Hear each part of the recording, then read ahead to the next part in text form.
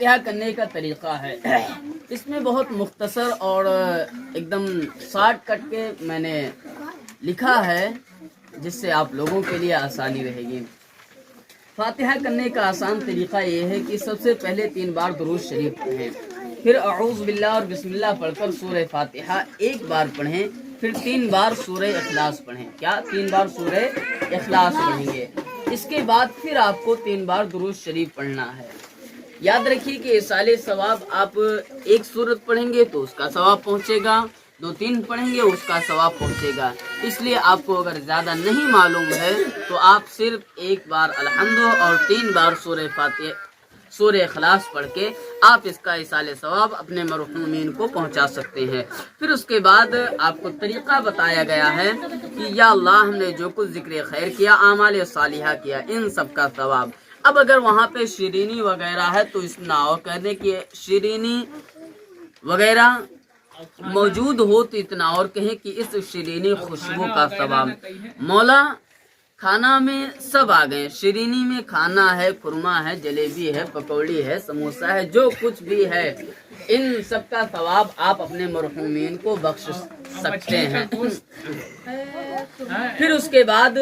آپ یہ کہیں گے کہ آقا صلی اللہ علیہ وسلم کے صدقے میں 1,24,000 کم و بیش جتنے بھی پیغمبران اسلام تشریف لائے، حضرت آدم سے لے کر حضرت عیسیٰ علیہ السلام تک و حضرت عیسیٰ علیہ السلام تک، اب تک جتنے بھی تیرے نیک بندے بندیاں، شمال سے لے کر جنوب تک، مشرق سے لے کر مغرب تک، جہاں بھی جس کونے میں بھی آرام فرما ہے، تشریف فرما ہے، ان سب کی بارگاہ میں اس کا ثواب پیش کرتا ہوں، مولا قبول فرما۔ یہ ہو گیا۔ اب اس کے بعد آپ ایک جملے میں یہ کہیں گے کہ مولا کل مومنین، کل مومنات والمسلمین والمسلمات کے ارواح طیبات کو ان سب کا ثواب پیش کرتا ہوں، مولا قبول فرما۔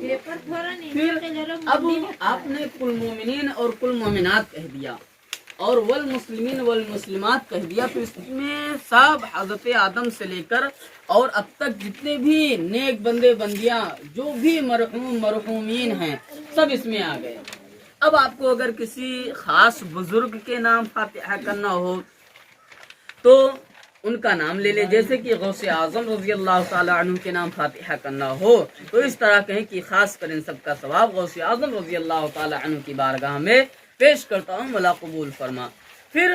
اب اپنے مرحومین جیسے کہ پانچوں بابا کے نام فاتحہ کرنا ہے تو آپ اس طرح کہیں گے کہ مولا ان سب کا ثواب خاص کر پانچوں بابا کی روح کو نذر کرتا ہوں، مولا قبول و مقبول فرما، اور مرحوم یا مرحومہ کے حق میں دعائے مغفرت فرما دے کہ مولا ہمارے پانچوں بابا کی مغفرت فرما، ان کو جنت میں اعلیٰ سے اعلیٰ مقام عطا فرما دے اور قبر کے جو عذاب ہیں ان کو دور فرما دے۔